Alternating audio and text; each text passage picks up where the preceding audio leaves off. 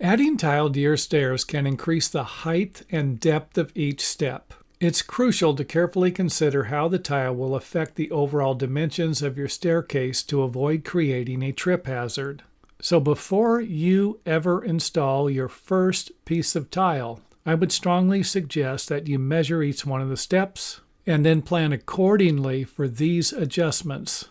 First on the list will be the adhesive we're going to use, or mortar, and you saw an example of that in the previous clip, and any underlayment that you might use, like cement fiberboard. So if you're going to be installing the same materials all the way through from the top to the bottom, so this would include the lower level and the upper level, you're probably going to be okay.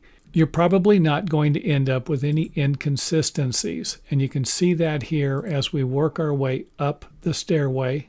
All of the measurements are still the same. And of course, here's what it would look like if we don't add any materials to the top. We're going to end up with a riser variation. And most building codes do allow for a maximum of 3/8 of an inch variation. But what if we choose to install thicker materials at the top? Again, this is what you're going to have to plan for. Same thing at the bottom. And most of the time, the bottom or the top will be where most of the riser variations occur. So these will be your number one problem areas.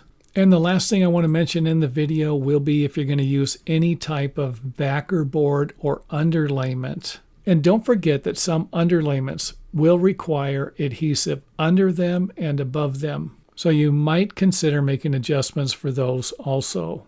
And of course, this video is another example of why we need to spend a little more time planning out our projects. And thanks for watching. To learn more about home building and repairs, visit us at our website. Also, don't forget to subscribe for more awesome content. See you next time.